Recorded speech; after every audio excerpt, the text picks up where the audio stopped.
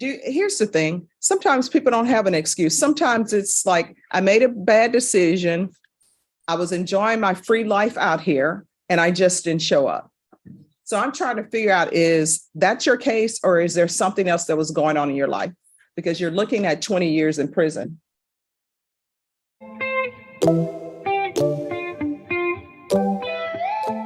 Right in the middle, if you can. Court is calling 2022 CR 8111, State of Texas versus Michael Teo. Could I have parties announced for the record for the state? Jason Dorkins for the state. For the defense? Andres Campion for the defense. And are you Mr. Teo? Yes, Your Honor. All right. You entered a plea on January 17th to count 1. You entered a plea of guilty. The court found there was sufficient evidence to find you guilty. Count 2 was waived without objection, and so was the enhancement. According to the plea bargain agreement, punishments be assessed at 10 years in the prison. Are both parties ready to proceed? State? Yes, Your Honor. Defense? Yes, Your Honor. Defense, anything you wish to say on behalf of your client? We would ask the court to allow Mr. Teo allocution, and then we have on. All right. You want to raise your right hand? You solemnly swear or affirm the testimony you give will be the truth and nothing but the truth, so help you God? Yes, Your Honor. All right, you can lower your hand, state your name for the record. My name is Michael Thayer. All right, what would you like to say? To begin with, my condolences, my utmost respect to the family of Mr. Neal. I'm guilty. I failed to render aid. I can replay the incident in my head a million times. I kind of wish I didn't get up, or maybe I drove fast or slower. I'm sorry. I apologize to the family. I'm not a bad person. I just made a bad decision that day, and I understand that I have to take responsibility for my actions. That's it, Your Honor. All right, thank you. Your Honor, we would just have argument. The defendant is charged under the failure to stop or render aid statute resulting in death. It is counsel's belief that the legislative intent behind that statute was not particularly to govern a situation that happened in this case. Back on the 1st of July of 2019, this was during the construction that was still going on, that was heavily around the 151 and 410 interchange south of Petrenko. And because of all that construction, the various entrances and exits to the highways were closed, and people were forced to take, instead of a turnaround, to go through a light and come back around. And it was at the intersection where the turnaround was closed that the incident took place. And unfortunately, given the circumstances, this was in the saddest way to express this, an accident. There was no mens rea or mental culpability by Michael involving this, except for leaving the scene and being an individual who failed to stop and give assistance. According to the evidence, and from what I've seen, the first person on the scene, who was an individual behind the decedents, was a woman who had been a nurse for over 20 years, I believe. And she was immediately on scene and was able to provide whatever medical measures were necessary. This was a highly trafficked area, and due to the city statutes and city laws and requirements, there was off-duty law enforcement around the scene because there was construction going on. That's required by the municipal code. And so there were multiple individuals that were immediately there, present around the scene, and that could have administered far superior aid than Mr. Tello could have on the date in question. And I don't believe that there is anything that Michael could have done that would have changed the outcome that happened to, unfortunately, that happened to Mr. Neal. I think that even though Mr. Teo did drive through that intersection, he wasn't the individual that made the contact. His vehicle was struck. And that's not to put blame on Mr. Neal. That is just to show the court that Mr. Teo was not the individual that tried to take the decedent off of the road. He didn't swerve into him. There wasn't any aggressive actions taken by the defendants against the decedent. And that is the only purpose for which that I inform the court or make that type of argument, not to put any blame on the decedent. I know that Mr. Teo is remorseful for his actions. He has reminded me that on multiple times when we've had interactions with each other, and when he's helped me prepare for this case. And I do believe that is the legislative intent behind the statute to govern a situation on a farm to market road or a rural county road or something where there is not high traffic, where the state wants to discourage individuals from leaving the scene and leaving somebody there to bleed out without any shot or of help. However, that wasn't the case surrounding this incident. I don't believe the DA's office thought this was murder or homicide or manslaughter, because none of those charges came down. None of them were presented to a grand jury. And I believe that if the DA's office had believed that to be the case, they would have filed such charges. This is, in the truest form, a terrible, terrible accident.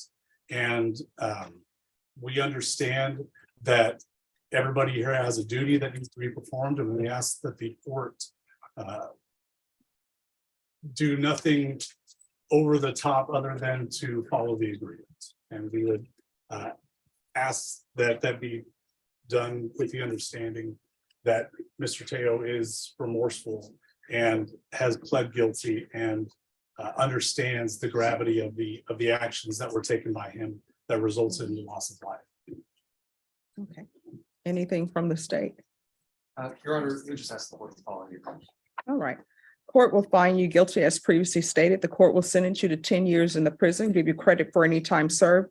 Take in consideration 2019 CR 12685, 2022 CR 5759, and 2022 CR 5760. Is there anything else from either side with regards to sentencing? Your Honor, we have, I believe, 3 victim impact statements. All right. Do you have the dismissals, or have those already been tendered? I think those were previously. All right. Mr. Chair, I'm showing you what's entitled trial court certification of defendant's rights to appeal. Did you review that with your attorney? Did you understand it? Did you sign it?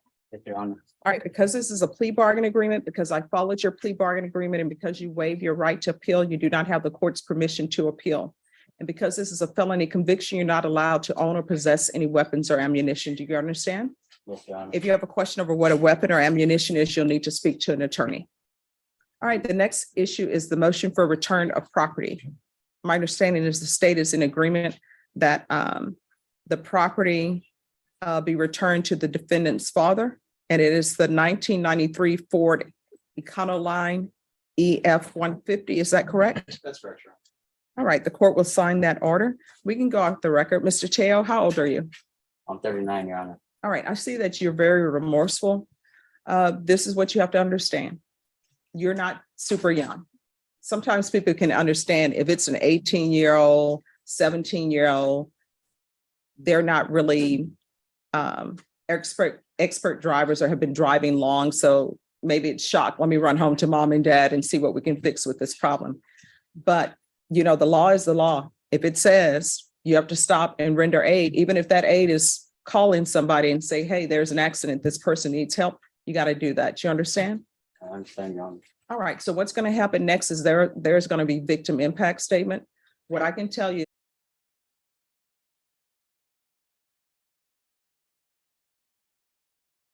We lost the state, Your Honor. Jason.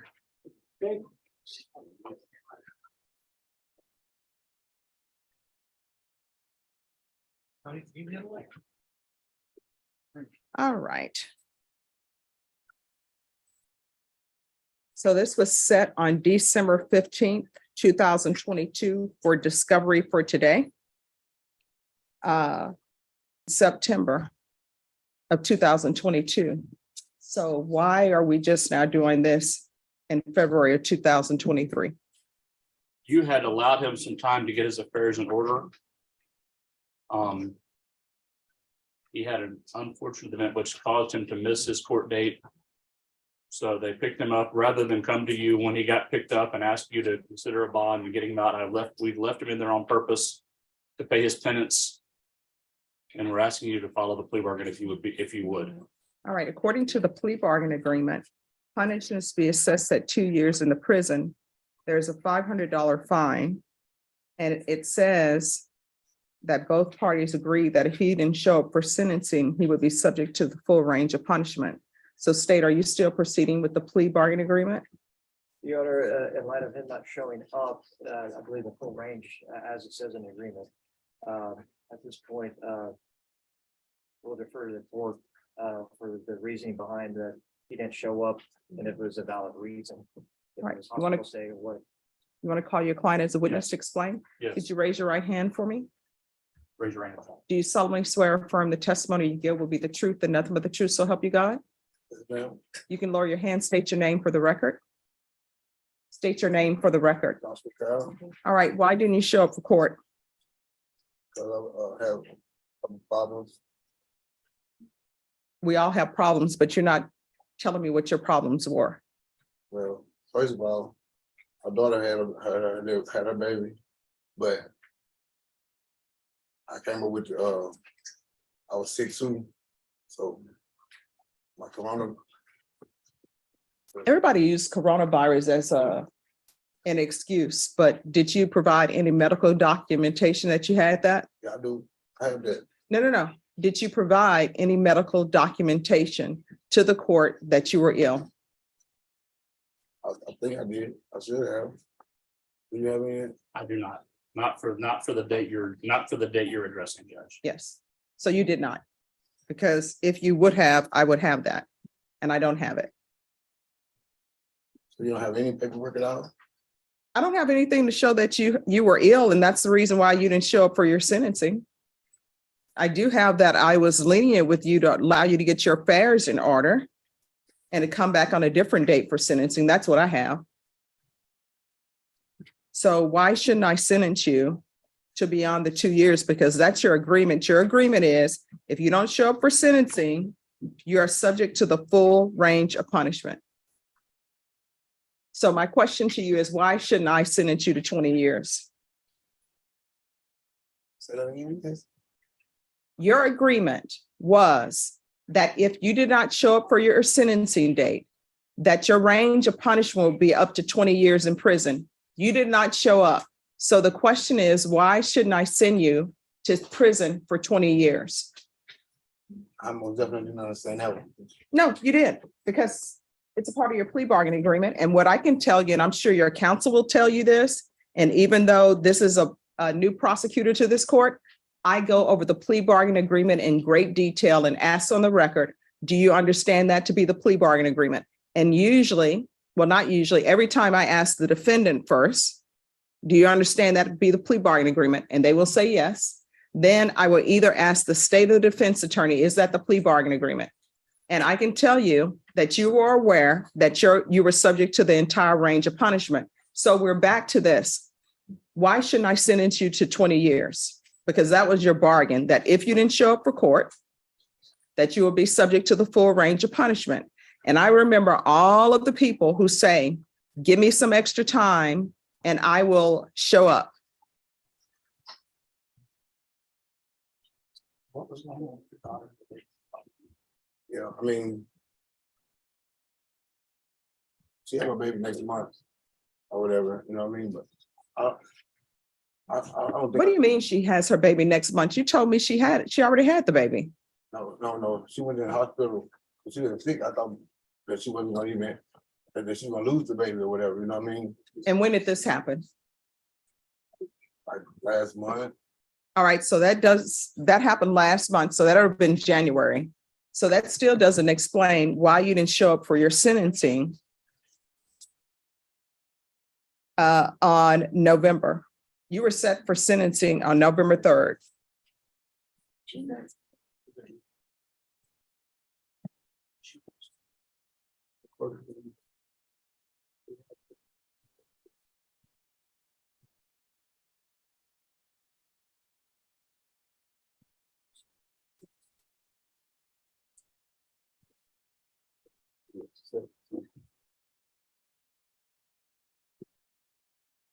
that he doesn't have an excuse that we want to offer at this time. He does, I mean, I agree with the court. You did admonish him. He understood that. I'm concerned, I mean, as we stand here today, he's not near as cognizant of I've dealt with as he's been in the past. I'm somewhat concerned about that, but I mean, he's not a man of means. When that November date came, his phone was cut off. We were not able to locate him. I mean, he didn't, I mean, I know I spoke to him after that when his daughter was sick. But we'd ask you not to sentence him to 20 years. We don't think that's, we hope that that's not what the court decides to do, but if the court decides, we ask the court to follow the plea bargain and perhaps give him 3 years to, you know, have been indicated that the court takes this seriously. And All right, state. In lieu of the explanation of the judge, the state, with previous negotiations that we have in our file, we believe the appropriate sentence would be 5 years. All right, this is what the court is going to do.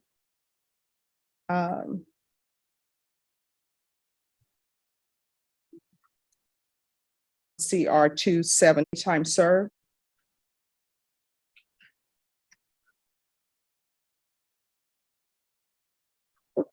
Four years in the prison, give you credit for any time served. Take in consideration 2021 CR 2207, 2021 CR 1465, 2021 CR 2771. The court will give you credit for any time served. There's a $500 fine. Time and money will run concurrent. I'm going to show you what's entitled Trial Court Certification of Defendant's Rights to Appeal. Did you review that with your attorney? Did you understand it? And did you sign it? If the dog anymore.